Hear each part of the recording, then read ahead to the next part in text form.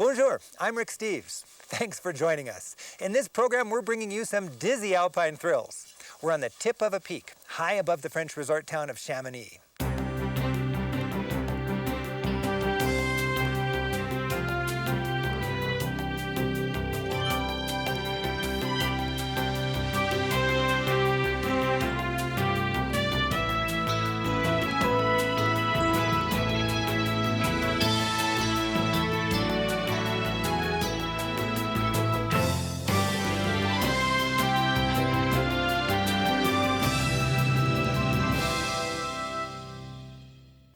This time, we'll experience breathtaking views of Mount Blanc in the French Alps.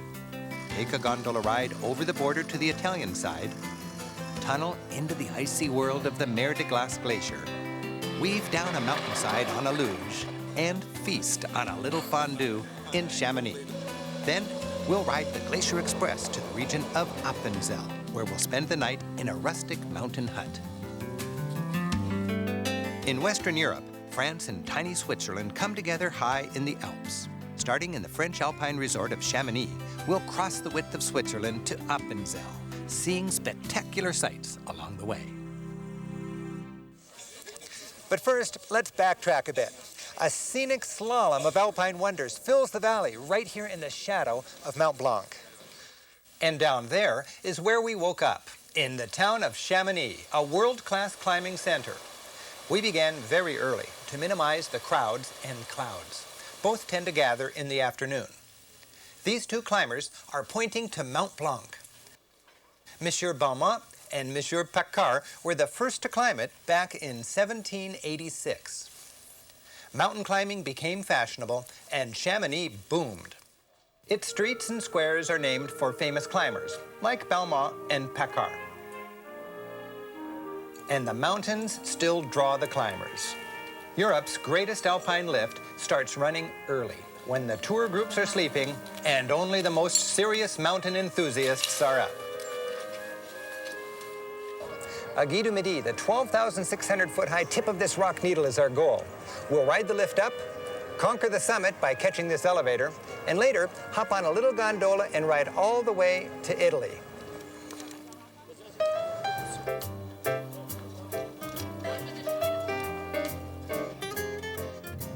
A little scary, I know, but remind yourself that this lift's been going back and forth now since 1954.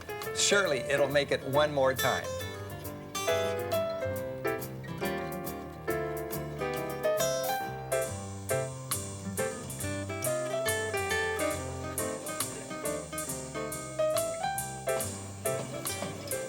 This is Europe's highest lift station. Everything is breathtaking. At 12,000 feet, even the stairs are breathtaking.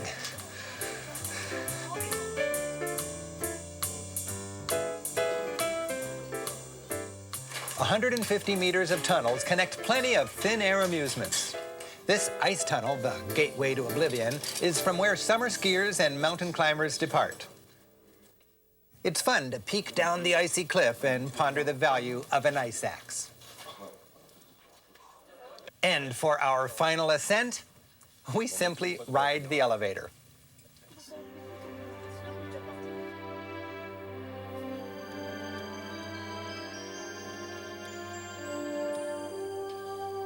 Before us spread the Alps.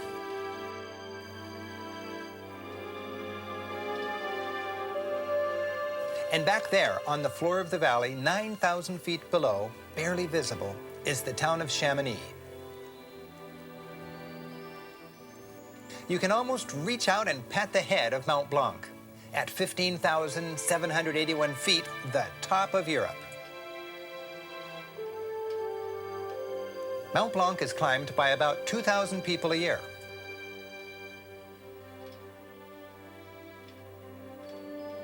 At this altitude, even sunshine is cold. The air is thin. People are awestruck by the grandeur of these Alps.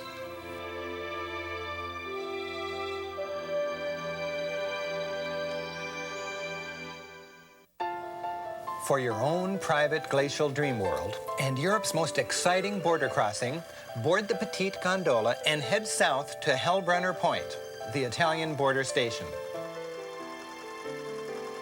It's just you and your partner, dangling silently for 40 minutes as you glide over the glacier to Italy. This line stretches 3 miles with no solid pylon or support. It's supported by a suspended pylon, a line stretched 300 yards between 2 peaks. That peak's called the Giant's Tooth.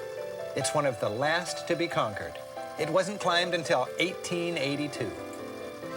And here comes Italy. Hellbrunner Point is the French-Italian border station. From this 11,000-foot high perch, the lift descends into Italy's remote Valley of Aosta. But today, the views are in France, so we're heading back to Chamonix. Chamonix hosted the first Winter Olympics in 1924, and it still feels like an international festival.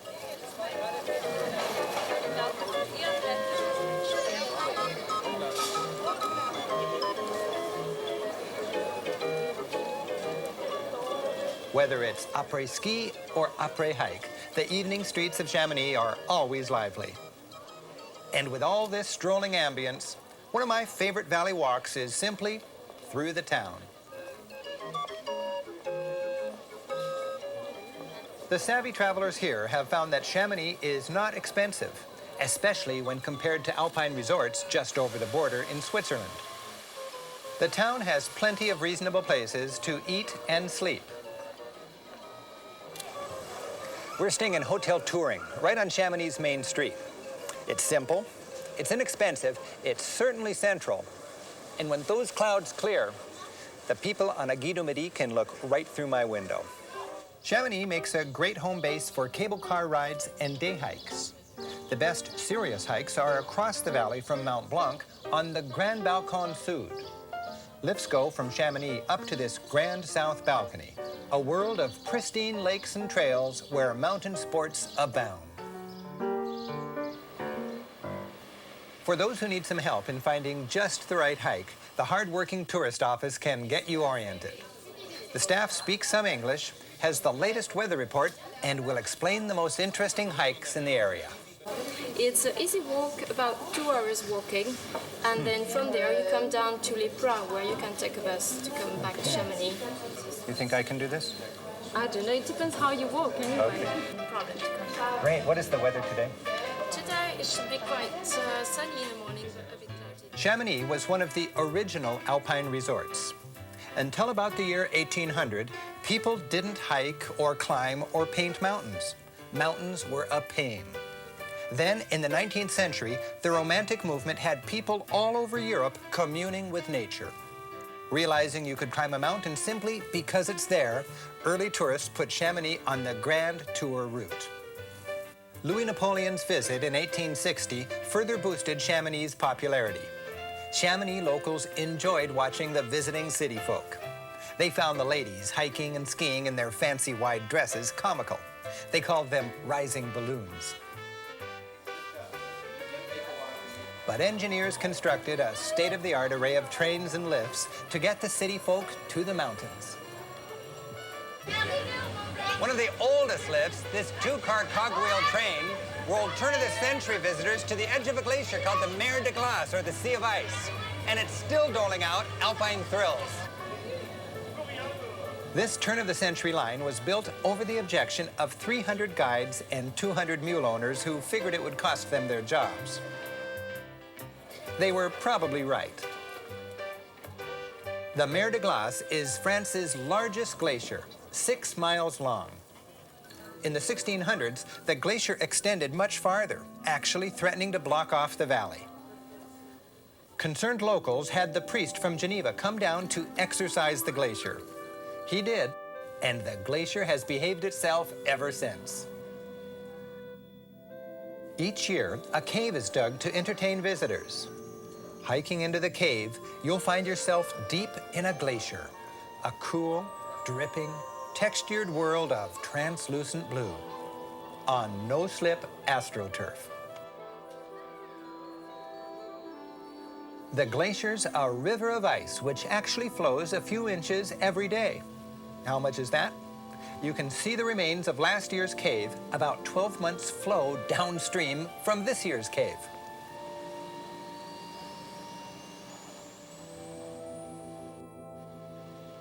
Modern-day tourists enjoy one alpine thrill their predecessors didn't, the luge. You ride a chairlift up and scream down the mountain's windy, banked concrete slalom course on a wheeled sled. Are you a hare or a snail?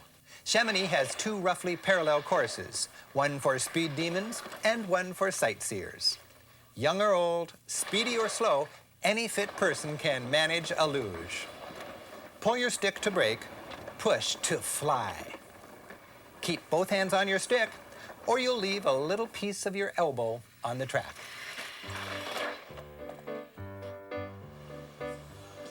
Back down in Chamonix, it's time to relax.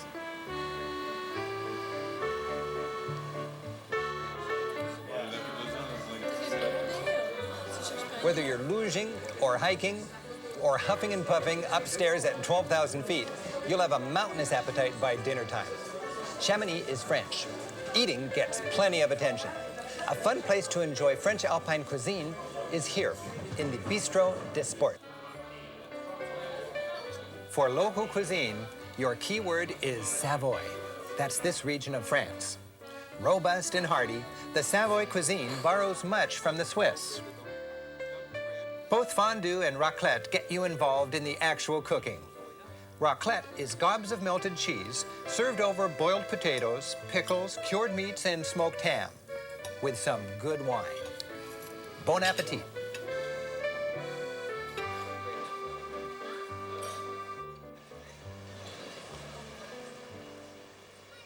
We've slipped from Chamonix into Switzerland, and now we're riding the rails across southern Switzerland on the Glacier Express. Designed to maximize your sightseeing thrills, it's a masterpiece of railway engineering, crossing 291 bridges and viaducts and going through 91 tunnels. We're traveling from Chamonix to Appenzell through the town of Chur. The map that came with my rail pass shows a gap here from Brig to De Sintis. We're in this gap now. Rail passes cover all the national train lines in the country, but not the odd private lines like this one. Private lines generally are very scenic, built for sightseeing purposes. The Glacier Express map shows this private train line continuing between these two mountainous towns. Even with a rail pass, you'll need to pay extra for this private segment. From the town of Andermatt, the visual thrills increase with the altitude. The train works its way up over Alp Pass. With steep gradients, a rack rail system is necessary. A toothed rack between the tracks helps the hard-working train drag itself up to the nearly 7,000-foot summit. Later, these same teeth help slow the train on the downhill section. Over 250,000 Alp lovers ride this train each year. It's kept open through the snowy winter by powerful snowplow engines. They can blast up to 19 tons of snow a minute off of these tracks. We're traveling in the late summer. Fine weather, no snow on the tracks or on the trails. Down below is tiny Chalmut. It's the first village on the Rhine. Mighty rivers like the Rhine and Rhone are born in glaciers here, high above the sightseers. From here, the baby Rhine flows and grows all the way to Holland, where it meets the sea.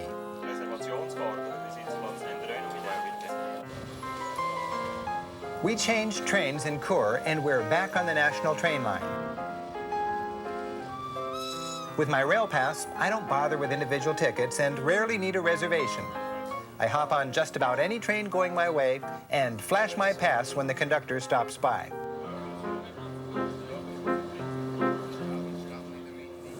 Rail passes are available in more varieties than ever.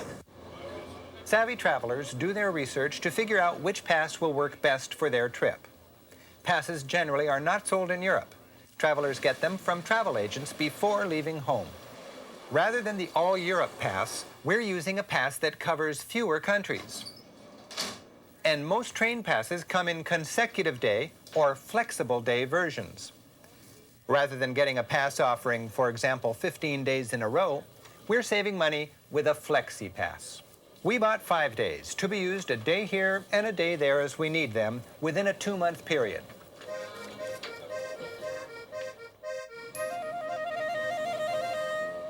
Now we're trading away some of the staggering alpine peaks for some staggering alpine culture.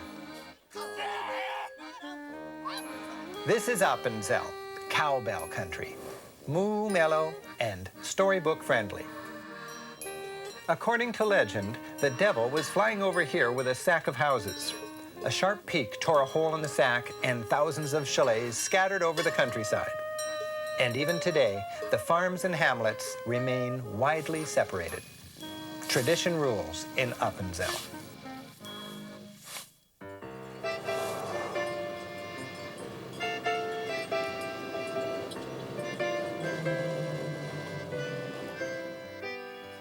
We're picnicking at a thought-provoking perch marking the site of an early Swiss victory over Habsburg Austria. This monument celebrates the 500th anniversary of a battle in which 400 Appenzellers defeated 3,000 Austrians.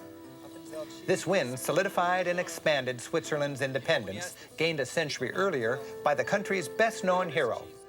Under the legendary William Tell, the original 3 Swiss cantons or states joined together to fight the Habsburgs.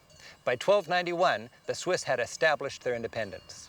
Now, I don't know about apples and arrows, but this historic nucleus of modern Switzerland eventually grew to include today's 26 cantons. A picnic stop here is a good welcome to Appenzell break, and a necessity if you're on a budget, because Switzerland is one of Europe's most expensive countries. Spicy. Oh, you got some mustard. Let's get a little more. Here we go. Here we go. Delicious, thank you. The canton of Appenzell is one of Switzerland's most traditional regions. In fact, it's so traditional that Appenzellers are the butt of many jokes by sophisticates in big city Switzerland. The stubborn survival of local traditions is what makes this such a great place to visit. Switzerland achieved full independence by 1648. That was a full 200 years before the democratic revolutions of 1848 swept through the rest of Europe. In some ways, Switzerland's independence isolated it from European high culture.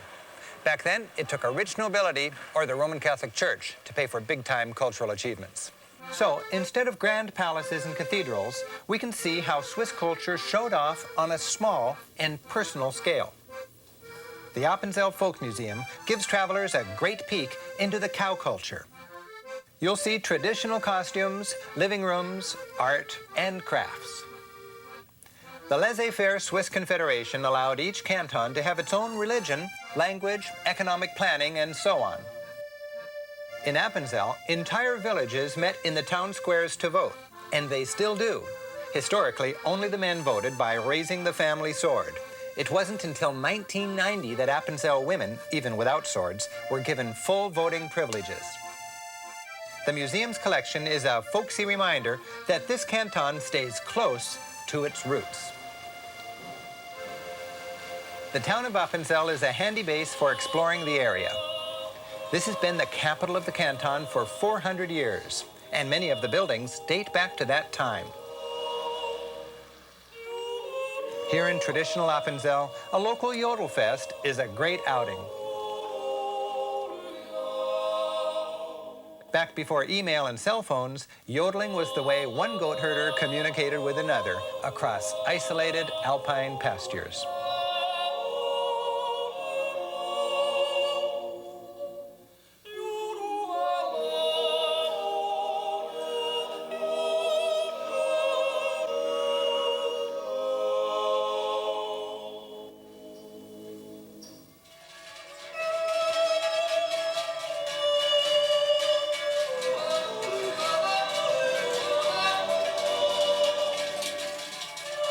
Swiss folk culture is most vivid on the exciting days late in the summer when the farmers parade through town as they march their cows and goats from the high pastures home to the barn for the winter.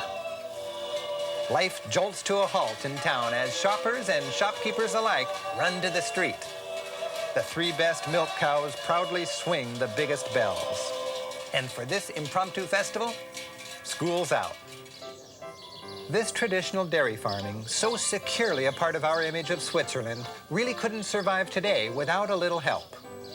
Traditional farmers get subsidies from the government to guarantee this part of the Swiss heritage doesn't go the way of the small farm in America. In Switzerland, people don't call these scenic wonderlands national parks. They call them simply home. Rather than spend the night in town, we're sleeping high in the Alps. This gondola takes us from Wasserauen to the summit of Ebenalp. In the Alps, locals know that the weather blows in and the weather blows out. And a little rain dampens no one's holiday spirit.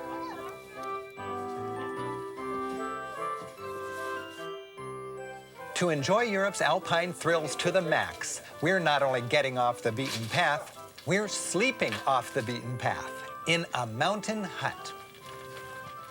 Tonight, we're bedding down with the goats. Well, at least near the goats, at Guesthouse Asher. The hut is actually built onto the cliffside. Its back wall is the mountain.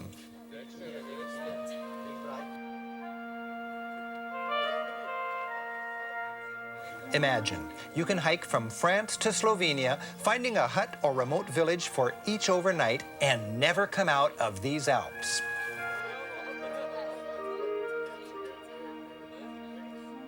Guesthouse Asher isn't just any hut. It was originally built to house pilgrims who came here to pray with a hermit monk.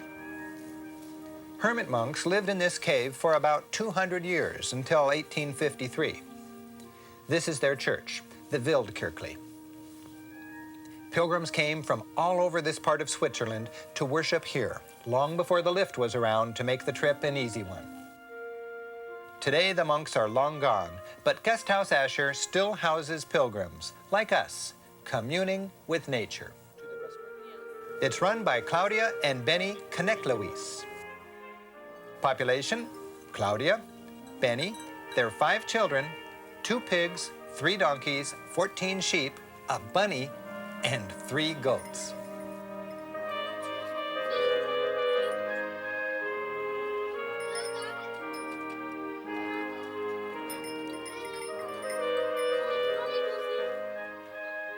From this 5,000-foot high perch, you can almost hear the cows munching on the far side of the valley. In my guidebook about Switzerland, I rave about this place. But I warn my readers that conditions are Spartan. This 150-year-old house has only rainwater and no shower. On weekdays, you'll normally get a small woody dorm to yourself and a good night's sleep. Each mattress comes with blankets, but sheets are neither required nor provided.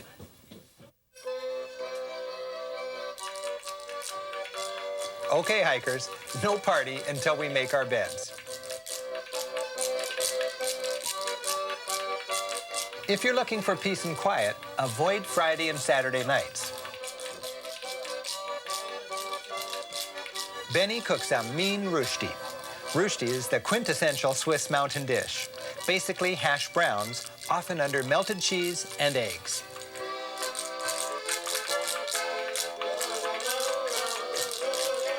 The Swiss seem to keep their wine to themselves. It's good, but expensive. The Appenzeller beer is famous, tasty, and about the only cheap thing in this region.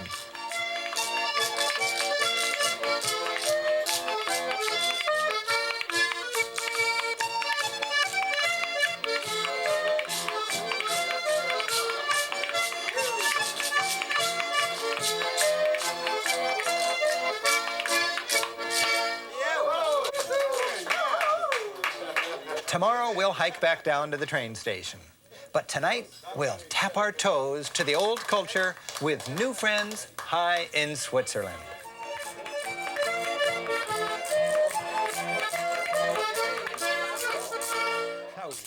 This is good travel, and we've got lots more to share. Thanks for traveling with us. I'm Rick Steves, wishing you happy travels.